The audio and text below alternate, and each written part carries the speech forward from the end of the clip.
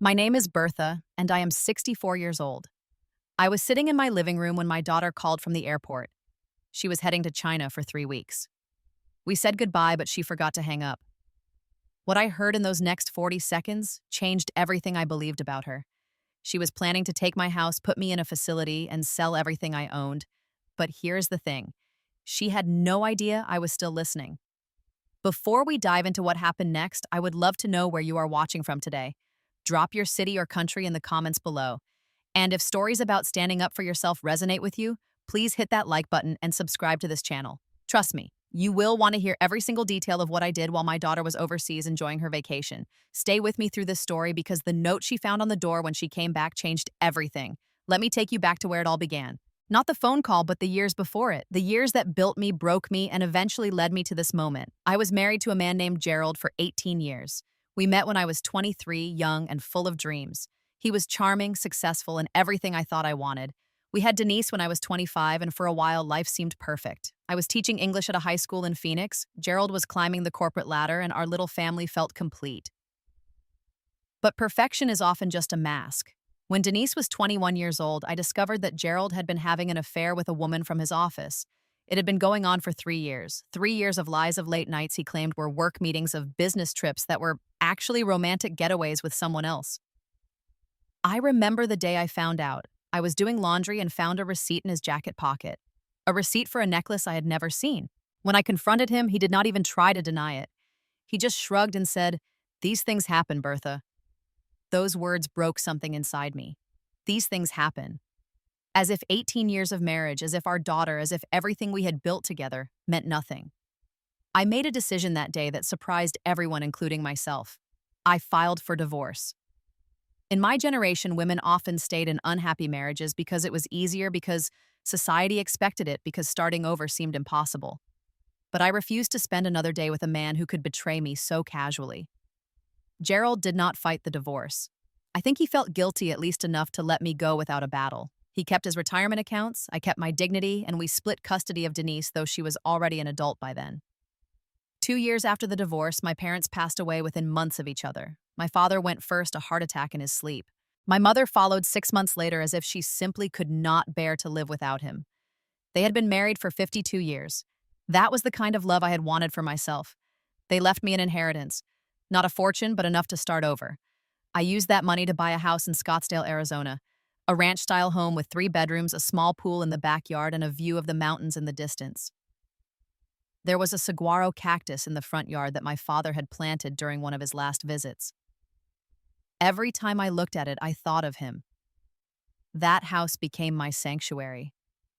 It was the first thing I had ever owned that was truly mine, not shared with a husband who did not appreciate me, not borrowed or rented. Mine. I poured everything into making it a home. I painted the walls myself, choosing warm terracotta tones that reminded me of desert sunsets. I planted lavender and sage in the garden. I hung photographs of Denise on every wall, documenting her journey from a gap-toothed child to a beautiful young woman. After the divorce, I threw myself into being the best mother I could be. Even though Denise was an adult, I wanted to make sure she never felt the impact of her parents splitting up. I was there for every phone call, every visit, every moment she needed me. When Denise decided to go to college, I helped pay for it. When she wanted to pursue a career in event planning, I supported her dreams even when others said it was not a stable profession. When she struggled to find clients in her early years, I gave her money to keep her business afloat. I remember one year I was offered a position as department head at my school. It would have meant more money, more prestige, more recognition for 30 years of dedicated teaching. But it also would have meant longer hours, more responsibilities, and less time to be there for Denise. I turned it down without hesitation. There were other sacrifices too, smaller ones that added up over time. I stopped buying new clothes so I could send Denise care packages in college. I drove the same car for 15 years because replacing it felt like a luxury I could not afford. I never took vacations because the money could always be better spent on something for my daughter. I even turned down a chance at love. About 5 years after my divorce, a fellow teacher named Robert asked me out. He was kind, intelligent, and genuinely interested in me. We went on a few dates and I could feel myself starting to care for him. But Denise did not like him. She said he was trying to replace her father even though Gerald had remarried by then and rarely contacted her. She said it was too soon, even though 5 years had passed. She said she was not comfortable with the idea of her mother dating. So I ended things with Robert. I told myself it was the right thing to do, that my daughter's feelings mattered more than my own happiness.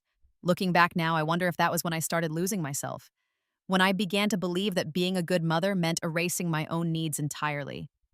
When Denise was 28, she met Warren at a networking event. He worked in pharmaceutical sales, which sounded impressive, but really just meant he was good at convincing people to buy things they did not need. He was tall, confident, and charming in a way that reminded me uncomfortably of Gerald. From the first moment I met Warren, something felt off. He smiled too wide, laughed too loud, and his eyes were always calculating, always measuring.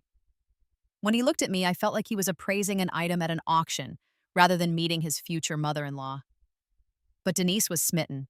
She talked about Warren constantly, about how successful he was, how ambitious, how he was going to give her the life she deserved.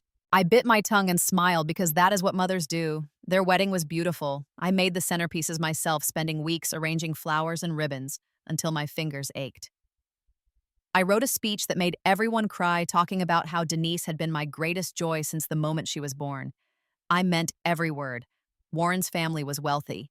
His parents looked at me like I was something stuck to the bottom of their expensive shoes. They made comments about the size of my house, the age of my car, the simplicity of my dress. I pretended not to notice. 2 years after the wedding, Denise gave birth to Austin, my grandson. The moment I held him for the first time, I felt a love I had not experienced since Denise herself was born. This tiny person with his wrinkled face and curious eyes had already captured my entire heart. I retired from teaching 2 years early so I could help with Austin. Every week I drove to their house to babysit. I changed diapers, warmed bottles, sang lullabies. When Austin got older, I read him stories, helped with homework, taught him to love books the way I did. Those were happy years. I thought our family was complete. I thought all my sacrifices had been worth it. I had no idea that my daughter and her husband were looking at me and seeing only dollar signs. The first warning sign came about 2 years before that phone call. It was subtle enough that I almost missed it. Warren had come over for dinner, just him and Denise. Austin was at a friend's house. We were sitting on my patio watching the sunset paint the mountains orange and pink, when Warren suddenly asked, "So, Bertha, what do you think this place is worth these days?" I looked at him, surprised by the question. "I have never really thought about it," I said. "It is my home. I do not plan on selling." Warren nodded, but his eyes were scanning the property like a real estate agent on commission. "Just curious. Property values in Scottsdale have gone through the roof. You are probably sitting on a gold mine here." "I suppose," I said carefully. "But money does not matter much when it is the place you plan to spend the rest of your life." Warren smiled, that too wide smile of his. Of course, just making conversation." But it was not just conversation. Over the following months, Warren found ways to bring up my house, my finances, my future. He asked about my retirement savings, whether I had long-term care insurance, if I had considered what would happen to my assets when I passed away. Each question felt like a probe, a test, a measurement. I told myself he was just being practical. After all, he worked in sales. Numbers were his language. Then came the changes in Denise. My daughter had always been close to me. Even after she got married, she called at least twice a week, visited regularly, included me in family events. But slowly, almost imperceptibly, that began to change. The calls became shorter. "I'm busy, Mom. Can we talk later?" Later never seemed to come. The visits became less frequent. "We have plans this weekend." Plans that never seemed to include me. I remember her birthday that year. I had bought her a beautiful scarf hand-woven by a local artisan. I drove to her house to deliver it in person, excited to see her face when she opened it. Denise took the gift with a distracted smile. "Thanks, Mom. Look, we're about to head out. Can I call you tomorrow?" She never called. For my own birthday, I waited by the phone all day. Denise sent a card through the mail. A generic card with a pre-printed message and her signature scrawled at the bottom. Warren did not send anything at all. I tried to talk to Austin about it, but he was entering those difficult teenage years where grandmothers suddenly became embarrassing. Our conversations grew shorter too, though his at least seemed born of adolescence rather than something more sinister. I confided in my friend Patty one afternoon over coffee. Patty and I had taught together for 20 years. She was the kind of friend who told you the truth even when you did not want to hear it. Something's going on with Denise, I told her. She's pulling away from me and I don't know why. Patty stirred her coffee slowly. Bertha, honey, I'm going to say something and you're not going to like it. Say it anyway. Warren's got dollar signs in his eyes every time he looks at you. I've seen it at family gatherings. The way he talks about your house, your property, your investments. He's calculating something. I shook my head. You're being paranoid. He's just interested in real estate. It's a hobby of his. It's not the real estate he's interested in, Patty said flatly. It's your real estate.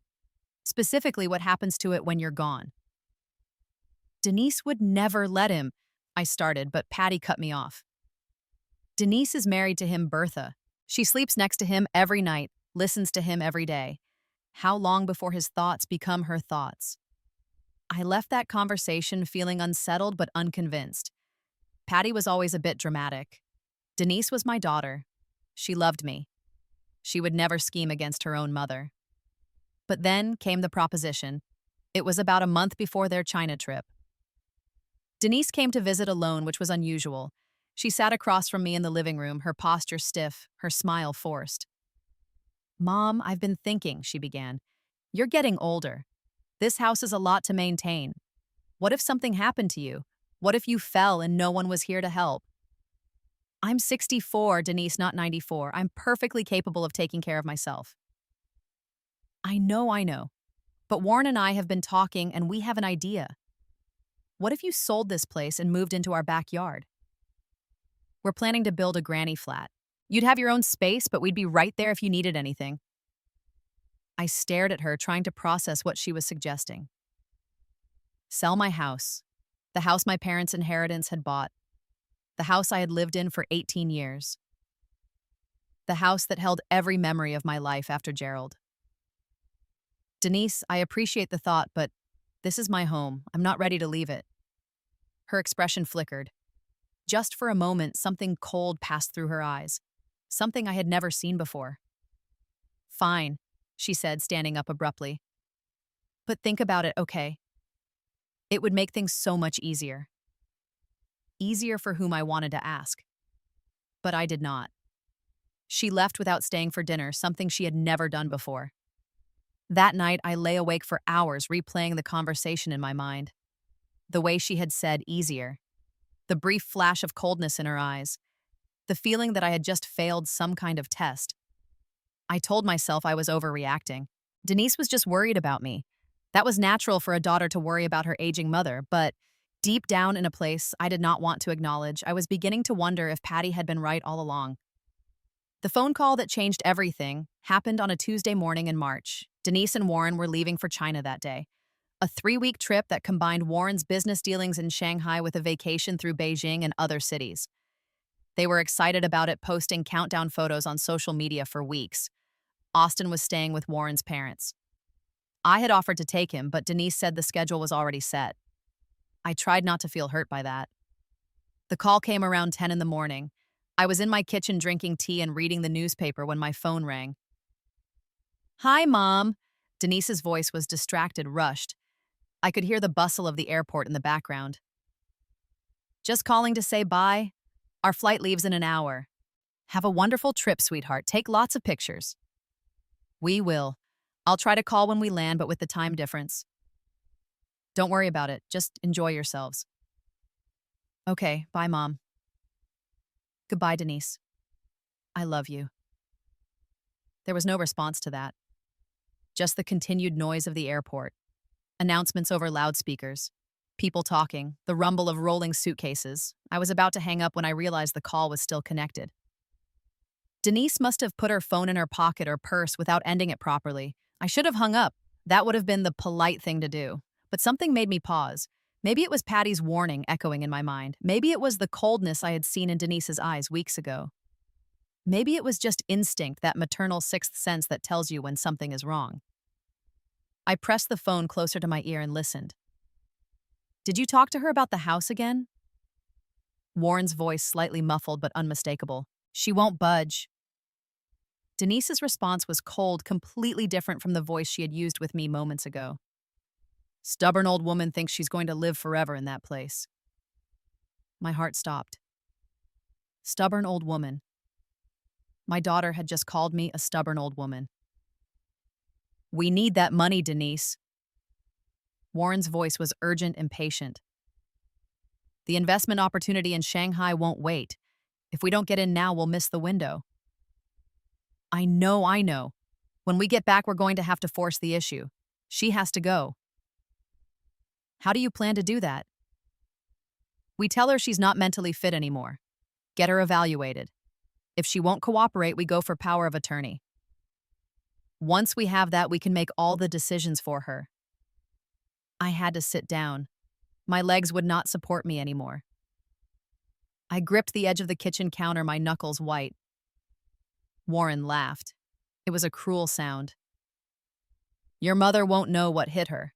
That house is worth at least $1.8 million now, maybe more with the right buyer.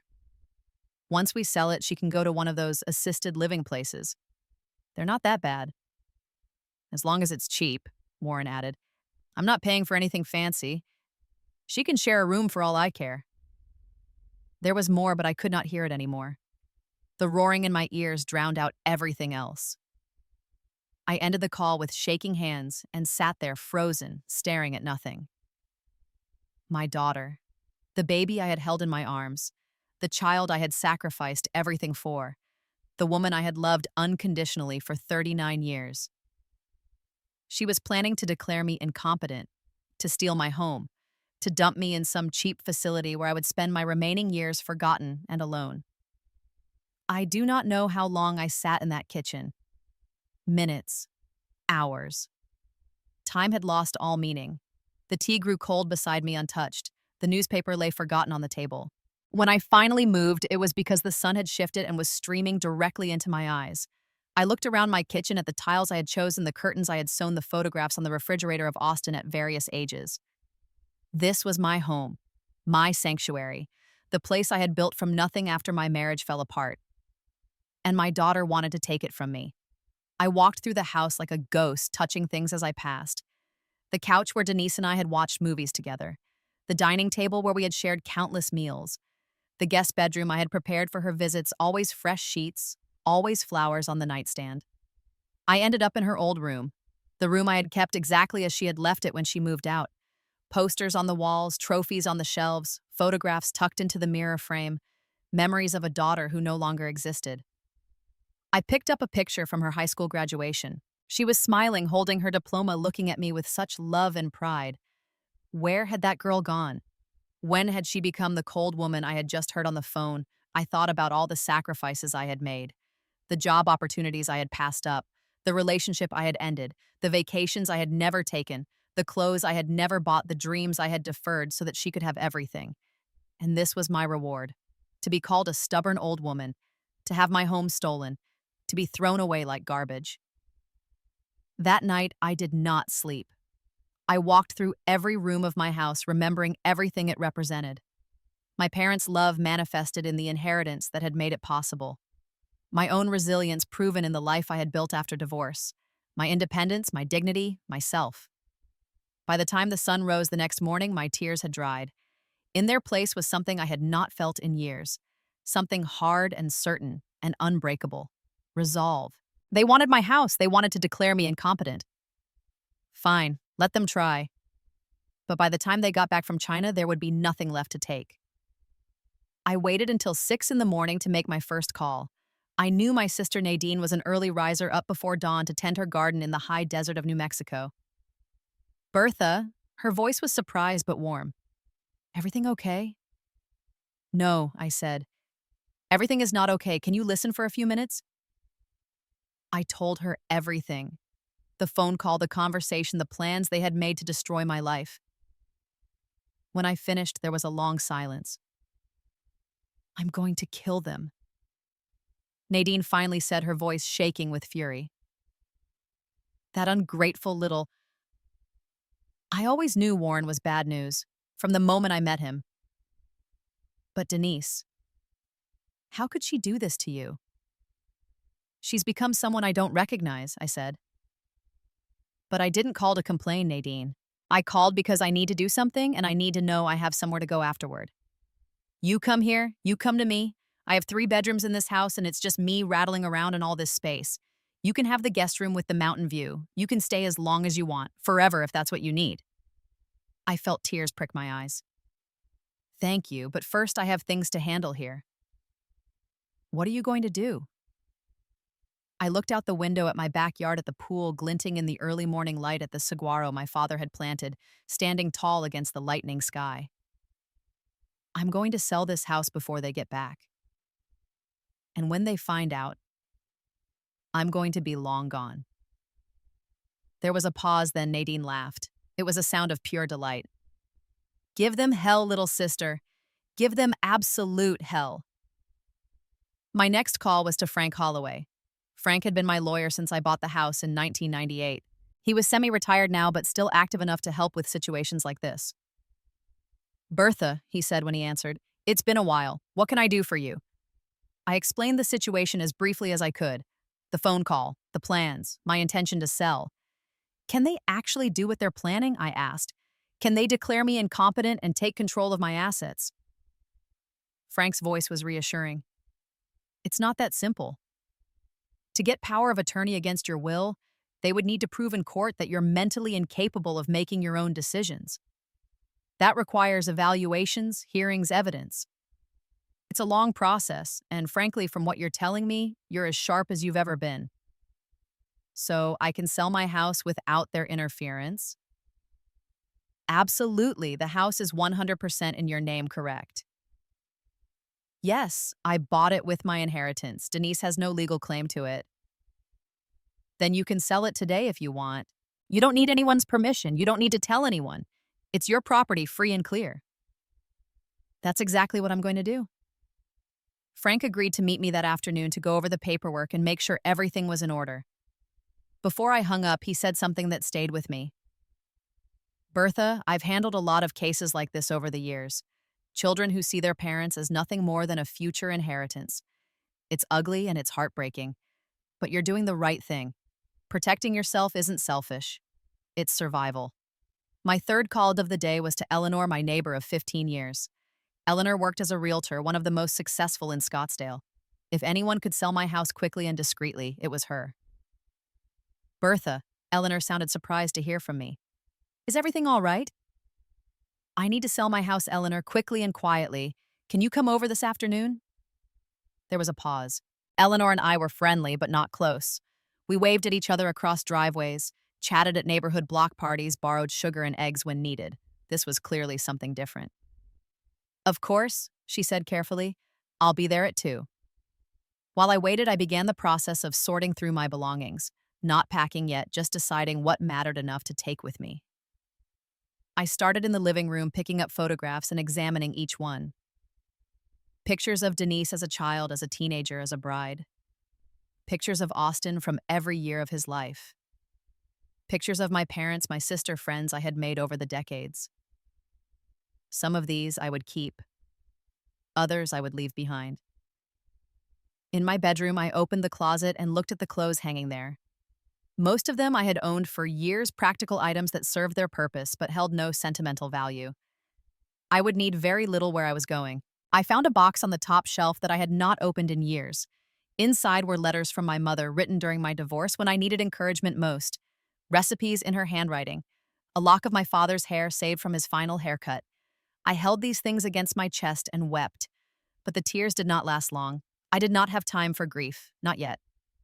Eleanor arrived promptly at 2. She was a slim woman in her late 50s, professionally dressed with keen eyes that missed nothing.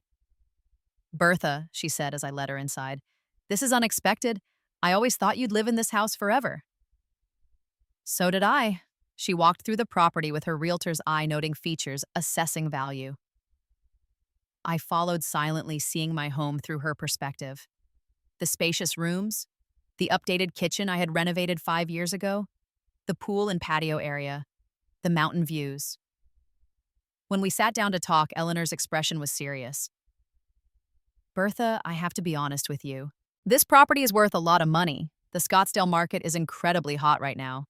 I could list this at 1.8 million and probably get offers above asking within days. I need this done quickly, I said. And quietly, no signs in the yard, no public listings, nothing that would alert anyone who might be watching. Eleanor studied me for a long moment. Are you in trouble, Bertha? Is someone threatening you? In a way, but nothing I can't handle. I just need to do this on my own terms in my own time. She nodded slowly. I have clients who are specifically looking for properties like yours. A doctor and an architect from San Diego who want a retirement home in Arizona. They've been searching for 6 months and haven't found anything that meets their criteria. I think your house would be perfect for them. Can you contact them today? I can contact them right now. Within 2 hours, Eleanor had arranged for the couple to fly in and view the property the next day. I would stay elsewhere while they toured, giving them privacy to fall in love with my home without the awkwardness of meeting the seller. That night, I began packing in earnest. I was ruthless in my decisions, taking only what truly mattered: photographs and documents, my mother's recipe box, my father's watch, the books I had loved most deeply. Everything else, the furniture, the decorations, the accumulated stuff of a lifetime I would leave behind. The next morning, I drove to a coffee shop and waited while strangers walked through my house.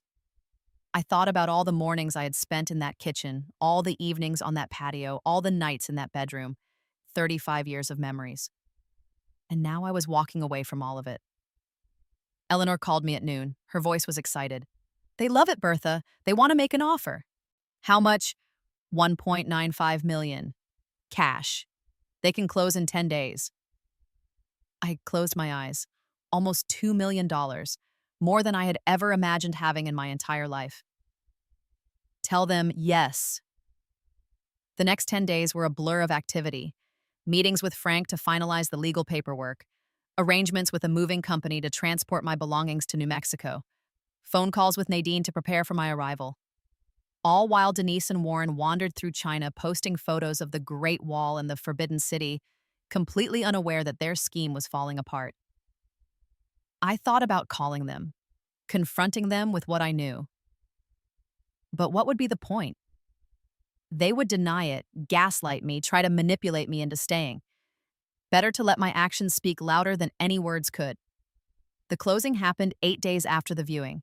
I sat in Frank's office, signing document after document, and when it was done, the house was no longer mine. The new owner's Dr. Banai.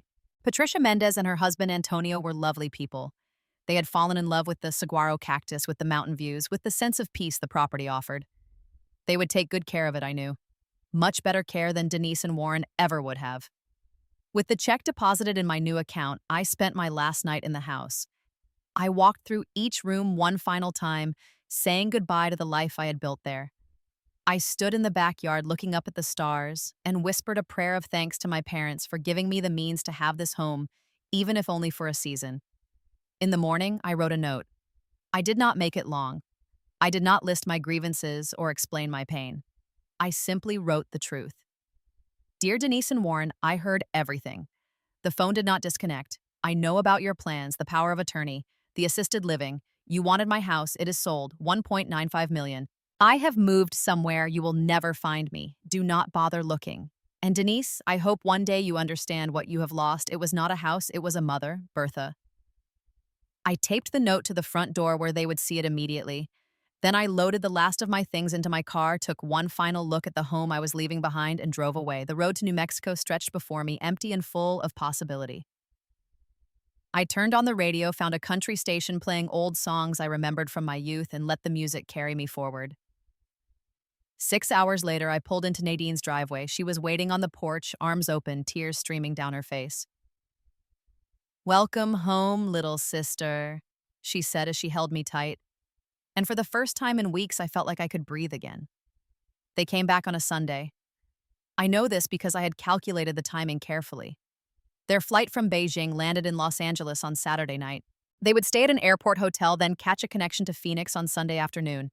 By the time they retrieved their luggage and drove to Scottsdale, it would be early evening. I was sitting on Nadine's porch drinking iced tea and watching the sunset paint the Sangre de Cristo Mountains in shades of gold and rose when I imagined them pulling into my old driveway. Warren would be tired and irritable from the long journey. Denise would be checking her phone, scrolling through the hundreds of photos they had taken. Neither of them would notice anything wrong at first. But then they would see the lockbox on the door. I could picture Warren's face, the confusion followed by anger. I could see Denise approaching the door, noticing the note taped there. I could imagine her reading it, the blood draining from her face as she realized what had happened.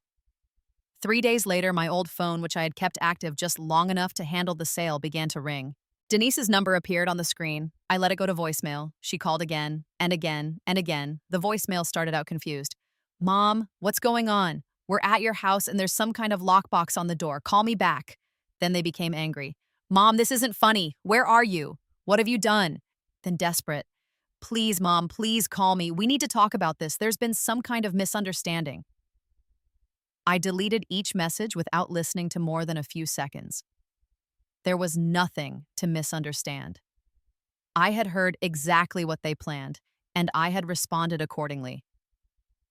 Warren called too, his voice tight with barely contained fury. "Bertha, you need to call us back immediately. What you've done is... We're going to fix this. We're going to find you. You can't just disappear." But I could, and I had. Eleanor called me the following week, her voice carefully neutral. "I've had some visitors, your daughter and her husband. They came to my office demanding to know where you went." "What did you tell them?" "That I'm bound by client confidentiality. That I have no idea where you are.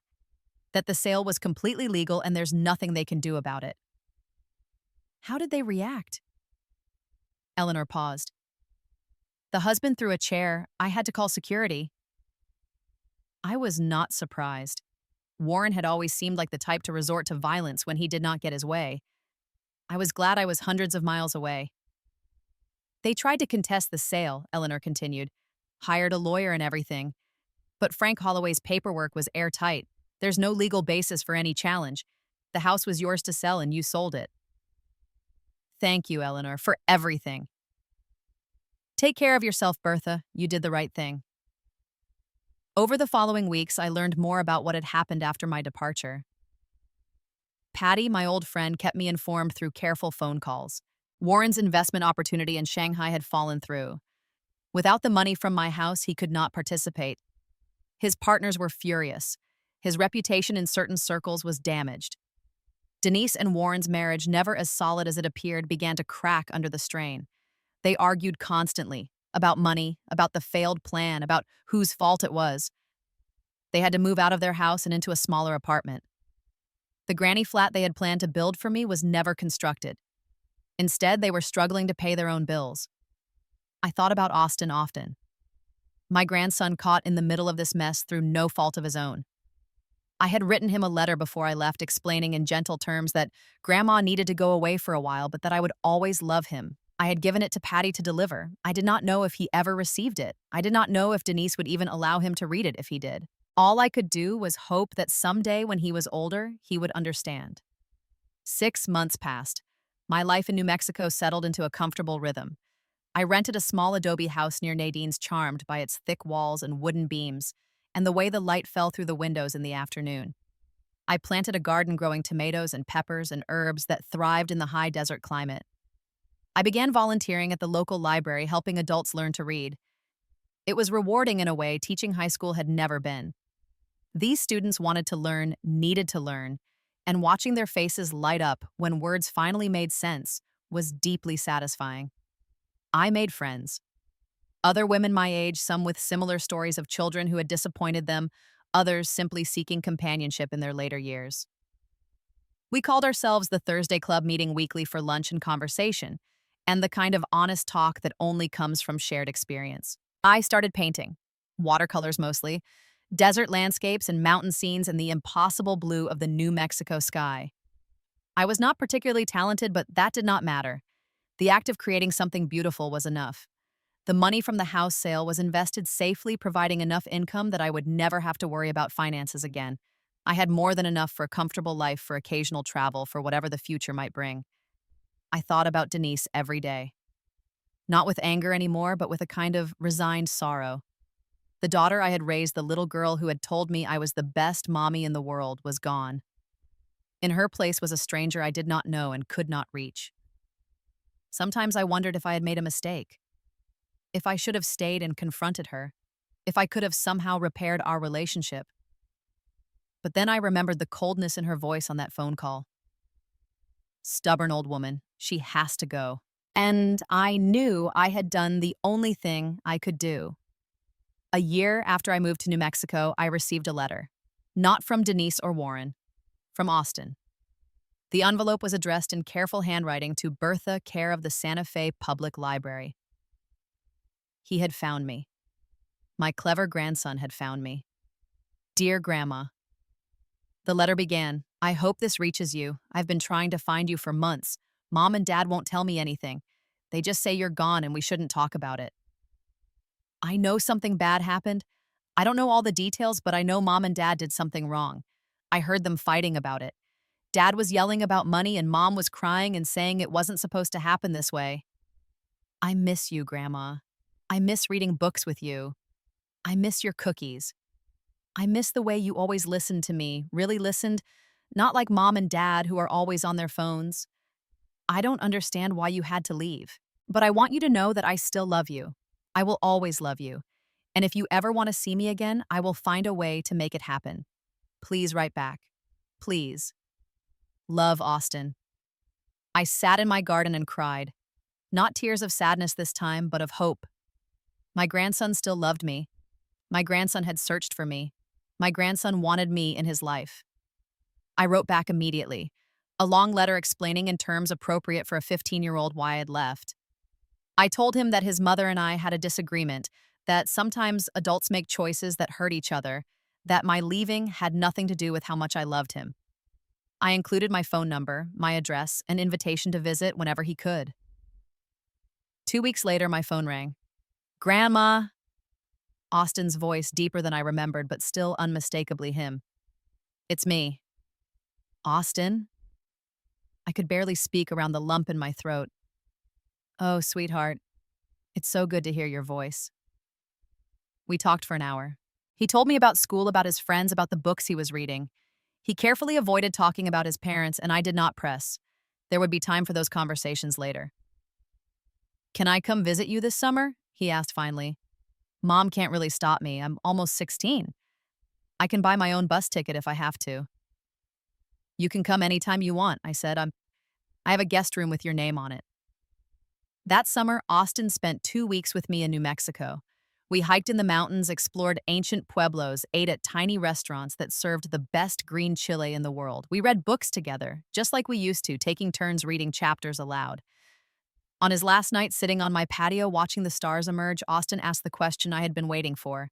Grandma, what really happened with you and Mom? I took a deep breath. He deserved the truth. A version of it, at least. Your mother and Warren wanted something that wasn't theirs to take, I said carefully. They made plans that would have hurt me very badly. I found out about those plans and I decided to protect myself.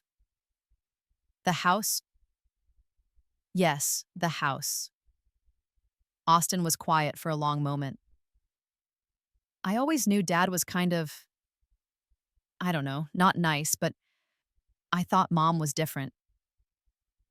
People change, I said. Sometimes not for the better, but that doesn't mean you have to change with them. I won't, he said fiercely. I won't ever be like that. I put my arm around him. I know you won't, sweetheart. I know. He flew home the next day, but we kept in touch. Calls every week, texts almost daily. A relationship rebuilt not on the ashes of what was lost, but on the foundation of what remained. As for Denise, I heard from Patty that she and Warren eventually divorced. The stress of their failed scheme, the financial difficulties, the constant blame, all of it had eroded whatever bond they once shared. Warren moved away. Denise stayed in Arizona alone in that small apartment, working harder than ever to pay bills that never seemed to end. She tried to contact me once about 2 years after I left, a letter forwarded through my lawyer. I opened it with trembling hands. Mom, it said, I know you probably hate me. I probably deserve that. I don't expect forgiveness. I just wanted you to know that I'm sorry. Not sorry enough, probably. Not sorry in the right way. But sorry, I lost myself somewhere along the way. I don't know when or how, but I became someone I never wanted to be. Warren is gone now, good riddance, I guess. Austin barely talks to me anymore. He spends all his time counting down to his next visit with you. I'm alone now, and maybe that's what I deserve. I'm not asking you to come back. I'm not asking for money or help or anything. I just wanted you to know that somewhere underneath everything, the daughter you raised is still here, and she's sorry, Denise. I read the letter 3 times. Then I put it in a drawer and did not respond. Maybe someday I will. Maybe someday I will be ready to have a conversation with my daughter about what she did and why. Maybe someday I will find it in my heart to forgive her. But not yet. The wound is still too fresh, the betrayal too deep. Forgiveness is a journey, and I am not yet at its end. What I have found instead is peace. Peace in my little adobe house with its mountain views. Peace in my friendships and my painting and my work at the library. Peace in knowing that I stood up for myself when it mattered most. My daughter wanted to get rid of me. She saw me as an obstacle, a source of money, a problem to be solved. She forgot that I was the woman who had given her life, who had sacrificed everything for her, who had loved her unconditionally for nearly 4 decades. Sigh. But in trying to get rid of me, she lost me in a way she never anticipated. And I found myself in a way I never expected. I used to think that being a good mother meant endless sacrifice, that love required erasing yourself, putting your needs last, giving until there was nothing left to give. I know better now. Love is not about sacrifice at all costs. Love includes protecting yourself, setting boundaries, recognizing when someone is trying to take more than you can give. If you are out there listening to this story and you recognize yourself in it, please hear me. You are not obligated to let anyone, not even your own children, walk over you. Your home, your savings, your dignity, these are yours. You earned them. You deserve them. And you have every right to protect them. My daughter wanted my house. She got a note on the door instead, and I got my life back. Some might say I was cruel, that I should have given her another chance, that families should stay together no matter what. But I say this, there is nothing crueler than being treated like you do not matter by the people who should love you most. And there is nothing braver than walking away from that treatment, even when it breaks your heart to do it. I am 65 years old now. I have many years left, God willing. Years to paint and read and garden. Years to watch my grandson grow into a fine young man. Years to sit on my porch with my sister and watch the sunset over the mountains. These are my years, not anyone else's, mine. And I intend to make them count. So, let me ask you this, if someone you raised, someone you sacrificed everything for, turned around and tried to take it all away, what would you do? Would you let them? Would you fight back? I would love to hear your thoughts in the comments below, your stories, your experiences, your wisdom, because I have learned that none of us are alone in these struggles. There are others out there going through the same things, needing to know that they too can stand up and walk away. If this story touched you, please hit that like button. It helps more people find these videos and hear messages they might need to hear. Subscribe to this channel so you do not miss future stories. And share this video with someone who might be going through something similar. You never know whose life you might change by passing along a story of hope and resilience. Thank you for listening to my story. Thank you for being here with me through all of it. And remember, you are the author of your own story. No matter how old you are, no matter what others expect of you, you can always, always turn the page. May you find peace. May you find strength. May you find the courage to protect what matters most. This is Bertha signing off. Take care of yourselves and take care of each other.